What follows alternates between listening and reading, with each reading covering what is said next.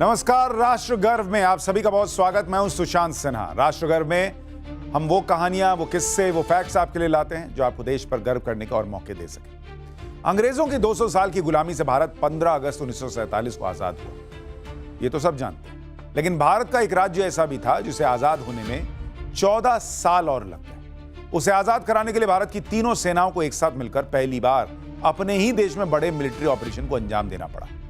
राष्ट्रगर्व में आज इसी युद्ध की हैरतअंगेज कहानी जो आपको और भी राष्ट्रगर्व से भर देगी।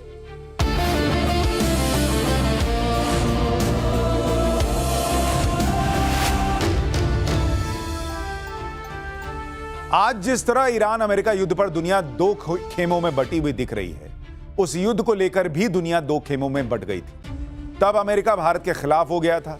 नेटो की सैन्य कार्रवाई का बड़ा खतरा भी हम पर मंडरा रहा था, लेकिन हमारी सेना ने बड़ी सूझबूझ और रणनीतिक तैयारी से उस युद्ध को 36 घंटे में जीतकर दुनिया को अपनी सैन्य शक्ति का एहसास करा दिया था। मैं बात कर रहा हूं यूरोप के देश पुर्तगाल के खिलाफ भारत की बड़ी मिलिट्री कार्रवाई की, जिसके लिए दो महत्वपूर्ण सैन्य अभियान चलाए गए, ऑपरेशन चटनी और ऑपरेशन विजय। ये बात सन 1961 के दिसंबर की है। इसे हमारे राज्य गोवा को आजाद कराने के अंजाम दिया गया, जिस पर 450 से ज्यादा सालों से पुर्तगाल ने कब्जा कर रखा था। 1947 में भारत आजाद हुआ, लेकिन पुर्तगाल की सरकार ने गोवा को अपना अभिन्न अंग बनाते हुए उसे आजाद करने और भारत का हिस्सा मानने से इनकार कर दिया था। यहां आपके मन में सवाल उठ सकता है कि आजादी के बाद तुरंत गोवा को पुर्तगाल के कब्जे से छुड़ाने की कोशिश क्यों नहीं की गई? जवाहरलाल नेहरू सरकार ने आखिर कोई कदम तब क्यों नहीं उठाया? राष्ट्रगर्व में उसकी चौंकाने वाली परतें भी खोलूंगा, लेकिन पहले आपको दिखाता हूं ऑपरेशन चटनी और ऑपरेशन विजय की वो जबरदस्त कहानी जो आपको और ज्यादा राष्ट्रगर्व से भर देगी।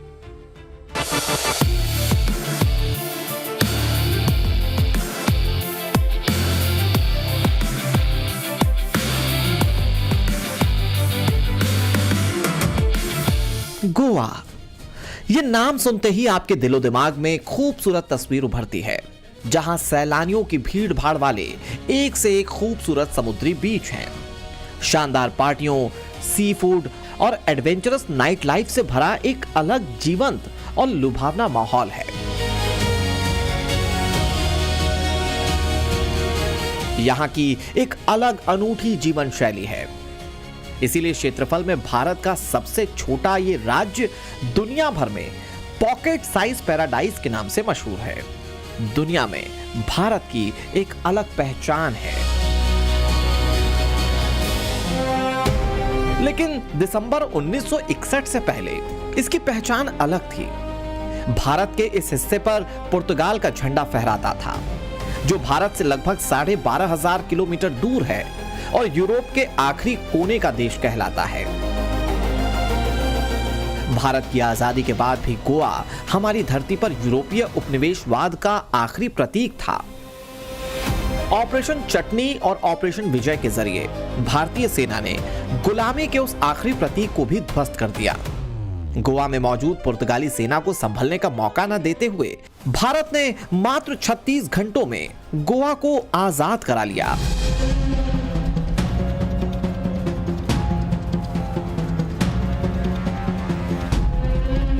ऑपरेशन विजय की सफलता के पीछे भारतीय सेना की सटीक रणनीति, व्यापक तैयारी और तीनों सेना नेवी, आर्मी और एयरफोर्स का बेहतरीन तालमेल था। दिसंबर 1961 की शुरुआत में ही भारतीय सेना ने इसके लिए लामबंदी शुरू कर दी थी। लक्ष्य पोंडा शहर पर कब्जा करना था, जो मध्य गोवा का एक महत्वपूर्ण राजनीतिक केंद्र था, जिसे 17 से 19 दिसंबर के दौरान अंजाम दिया गया। भारतीय सेना ने गोवा के पुर्तगाली इलाकों को उत्तर, पूर्व और दक्षिण 3 दिशाओं से घेरने की योजना बनाई। कर्नाटक के बेलगाम के रास्ते से एंट्री लेकर मुख्य हमला बोला गया। हमले से पहले भारतीय वायुसेना ने पुर्तगाली रक्षा चौकियों और रडार की स्थिति जानने के लिए कई टोही उड़ानें भरी। 18 दिसंबर की सुबह वायुसेना ने गोवा के एकमात्र हवाई अड्डे डाबोलिम और बम्बोलिम में वायरलेस स्टेशन को निशाना बनाया, जिसके जरिए गोवा पुर्तगाल से सीधा जुड़ा रहता था। अरब सागर में भारतीय नौसेना के विमान वाहक युद्धपोत आईएनएस विक्रांत ने मोर्चा संभाल रखा था। इस दौरान भारत के 16 युद्धपोतों ने 4 टास्क फोर्स में बंटकर ऐसी घेराबंदी की कि पुर्तगाल से सैन्य मदद और रसद गोवा पहुंचने की गुंजाइश पूरी तरह से खत्म हो गई। ऐसे में पुर्तगाली सैनिकों ने डायरेक्ट वॉर की जगह पीछे हटने और पुल और सड़क जैसे बुनियादी ढांचों को नष्ट करने की रणनीति अपनाई ताकि भारतीय सेना गोवा में एंट्री ही ना ले पाए। इसे नाकाम करने के लिए भारतीय सेना अपने साथ ब्रिजिंग इक्विपमेंट लेकर चल रही थी, जिससे महत्वपूर्ण जगहों में कुछ ही घंटों में मैकेनिक पुल बना लिया गया। इस महत्वपूर्ण पुलों पर कब्जे के लिए भारतीय सेना ने पैराट्रूपर्स उतार दिए थे।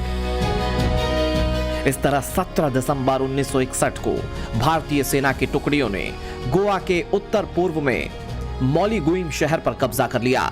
18 दिसंबर को मुख्य हमला बोला गया। उत्तर से थल सेना की 50वीं पैरा ब्रिगेड ने पणजी की ओर कूच किया।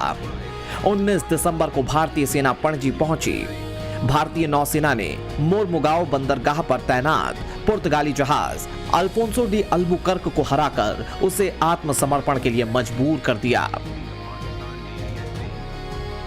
भारतीय सेना की रणनीतिक घेराबंदी ऐसी थी, भारी सैन्य दबाव ऐसा था कि तब गोवा के पुर्तगाली गवर्नर मैनुअल एंटोनियो ने बिना शर्त सरेंडर कर दिया, आत्मसमर्पण पत्र पर हस्ताक्षर कर दिए। भारत के लिए यह बड़ी जीत थी क्योंकि पुर्तगाल नाटो का सदस्य था, जिसके चलते इस युद्ध ने भारत पर नाटो के हमले की गुंजाइश बना दी थी। पुर्तगाल अमेरिका की अगुवाई वाले सैन्य संगठन नेटो का सदस्य था और इसी की आड़ लेकर पुर्तगाल के तानाशाह सालाजार ने 1947 से 1961 तक गोवा पर कब्जा बनाया। आजादी के बाद पंडित जवाहरलाल नेहरू ने इस आशंका से गोवा पर मिलिट्री एक्शन की कोशिश नहीं की कि इससे नेटो को भारत पर हमले का मौका मिल जाएगा। महात्मा गांधी चाहते थे कि गोवा को पुर्तगाल से आजादी दिलाने के लिए सैन्य कार्रवाई की जाए, लेकिन पंडित नेहरू ने सॉफ्ट रवैया अपनाए रखा। वो चाहते थे कि बातचीत से यह मामला सुलझा लिया जाए, लेकिन पुर्तगाल के तानाशाह सालाजार ने उनकी कोशिशों को भाव ही नहीं दिया। 18 दिसंबर को भारतीय सेना गोवा की राजधानी पणजी में घुसी तो गोवा का पुर्तगाली गवर्नर जनरल मैनुअल एंटोनियो वासोलो ई सिल्वा एक शादी समारोह में व्यस्त थे, क्योंकि पुर्तगाल यह मानकर चल रहा था कि नेटो के हमले के डर से भारत गोवा को छोड़ने के लिए सैन्य हमला नहीं करेगा। लेकिन भारतीय सेना ने गोवा को मुक्त कराने का सीक्रेट प्लान बना लिया था। इसके लिए दिसंबर की शुरुआत में गोवा में भारतीय नौसेना ने ऑपरेशन चटनी लॉन्च किया। यह गोवा की पुर्तगाली सरकार पर अटैक से पहले वहां की निगरानी करने और टोह लेने का सीक्रेट ऑपरेशन था। इसके लिए भारतीय नौसेना के जहाजों को गोवा के समुद्र में तैनात किया गया ताकि यह पता लगाया जा सके कि पुर्तगाली युद्धपोत कहां तैनात है।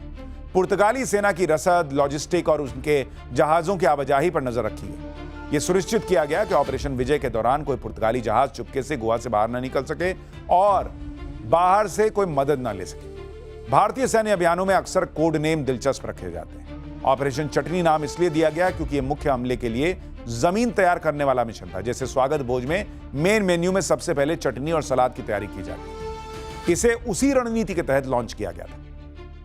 जब 17-18 दिसंबर को ऑपरेशन विजय शुरू हुआ तो भारतीय नौसेना को पहले से पता था कि उन्हें किन किन पुर्तगाली जहाजों को निशाना बनाना है। इस मिशन में आईएनएस त्रिशूल और आईएनएस तलवार जैसे आधुनिक फ्रिगेट्स ने मुख्य भूमिका निभाई थी। उन्होंने गोवा के तट के इतने करीब गश्त की कि पुर्तगाली सैनिकों को भारतीय जहाजों की मौजूदगी का साफ एहसास हो गया और इससे उनके बीच मानसिक खौफ पैदा हो गया। और रही सही कसर आईएनएस विक्रांत ने पूरी कर दी, जो उसी साल हमारी नौसेना का हिस्सा बना था।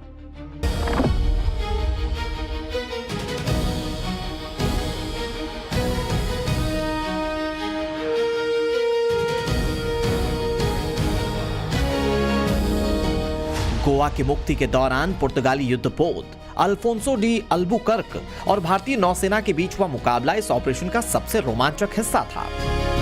यह आधुनिक भारतीय नौसेना का पहला समुद्री युद्ध था। गोवा के मोरमुगाओ बंदरगाह पर तैनात अल्फोंसो डी अल्बुकर्क को भारतीय नौसेना के 3 युद्धपोत आईएनएस बेतवा, आईएनएस व्यास और आईएनएस कावेरी 18 दिसंबर 1961 को चारों तरफ से घेर लेते हैं। भारतीय जहाजों ने पहले पुर्तगाली युद्धपोत को आत्मसमर्पण का संकेत दिया, लेकिन उसने जवाब में गोलीबारी शुरू कर दी। जवाब में भारतीय युद्धपोतों ने अपनी 4.5 इंच की तोपों से सटीक निशाना साधा। आईएनएस बेतवा के गोलों ने अल्फोंसो के संचार रडार और गन कंट्रोल सिस्टम को भारी नुकसान पहुंचाया। भारतीय गनर्स ने इतनी सटीकता से वार किया कि अल्फोंसो डी अल्बुकर्क का बॉयलर रूम और इंजन बुरी तरह से क्षतिग्रस्त हो गया। इस युद्धपोत पर आग लग गई और वो एक तरफ झुककर डूबने लगा। कैप्टन एंटोनियो दा कुन्हा ने इसे पूरी तरह से नष्ट होने से बचाने के लिए इस पर सफेद झंडा फहराकर रेतीले किनारे की ओर इसे मोड़ दिया ताकि चालक दल के सदस्य बच सके। ये सरेंडर का प्रतीक था। भारतीय नौसेना ने तुरंत गोलीबारी रोक दी। इस क्षतिग्रस्त जहाज पर कब्जा कर लिया गया। बाद में इसे एक युद्ध स्मारक के रूप में मुंबई लाया गया। अल्फोंसो डी अल्बुकर्क पुर्तगाली नौसेना का सबसे गौरवशाली जहाज माना जाता था, जिसका नाम पुर्तगाल के महान विजेता अल्बुकर्क के नाम पर था। अल्बुकर्क सन 1510 में बीजापुर के सुल्तान यूसुफ आदिल शाह को हराकर गोवा को जीत चुके थे। तब से लेकर 1961 तक गोवा पुर्तगालियों के पास रहा। इस लड़ाई में युद्धपोत अल्फोंसो डी अल्बुकर्क के डूबने से पुर्तगाल की हिम्मत टूट गई। अफोंसो डी अल्बुकर्क एक प्रसिद्ध पुर्तगाली सेनापति और खोजी यात्री था। उसे ही भारत में पुर्तगाली साम्राज्य का वास्तविक संस्थापक माना जाता है। अल्बुकर्क ने गोवा के अलावा फ्रांस की खाड़ी से लेकर हॉर्मुज स्ट्रेट तक को जीत रखा था। इस तरह पूरे इलाके के व्यापार पर उसका कब्जा था। जिस तरह ईरान आज स्ट्रेट ऑफ हॉर्मुज पर अपना दावा ठोकता है, वहां से गुजरने वाले तेल के जहाजों से लेवी यानी टैक्स वसूलने की धमकी दे रहा है। अल्बुकर्क के दौर में पुर्तगाली वैसे ही गोवा, फारस की खाड़ी और हॉर्मुज से गुजरने वाले जहाजों से टैक्स वसूलता था। उसी के नाम पर पुर्तगाल ने अपने आधुनिक युद्धपोत का नाम भी रखा था। पुर्तगाली युद्धपोत अल्फोंसो डी अल्बुकर्क लगातार मोर्मुगाओ बंदरगाह और अंजुदेब द्वीप के बीच गश्त लगाता था और भारतीय जहाजों की गतिविधियों की रिपोर्ट सीधे पुर्तगाल सरकार भेजता था। इसके अलावा पुर्तगाल के कई फ्रिगेट्स पंजिम और मोर्मुगाओ के एंट्री पर तैनात थे। वो अपनी 120 mm की तोपों और मशीन गन से अक्सर फायरिंग करते थे ताकि भारतीय नौसेना को यह संदेश मिले कि वे किसी भी समुद्री अटैक को रोकने के लिए तैयार हैं। इसी धौंस वाली कार्रवाई के चक्कर में पुर्तगालियों से एक बड़ी गलती हुई। नवंबर 1961 में गोवा के अंजुदीप द्वीप पर तैनात पुर्तगाली सैनिकों ने भारतीय पैसेंजर जहाज साबरमती पर बिना किसी उकसावे की गोलीबारी की, जिससे जहाज का एक इंजीनियर घायल हो गया। इसके अलावा उन्होंने भारतीय मछुआरों की नाव पर भी अंधाधुंध गोलियां चलाई, जिसमें कई मछुआरों की मौत हो गई। इन्हीं दोनों घटनाओं ने भारतीय सेना को पुर्तगाल पर सैन्य कार्रवाई का बड़ा मौका दिया। उसके बाद जो हुआ वो राष्ट्र गर्व की कहानी।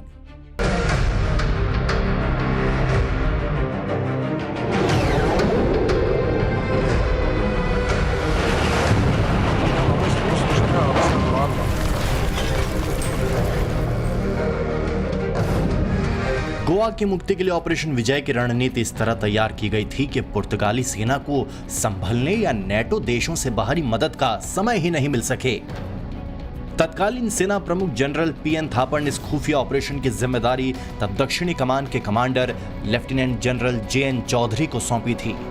उन्होंने आर्मी की 17वीं इन्फेंट्री डिवीजन को सेंटर में रखकर पूरी रणनीति तैयार की थी।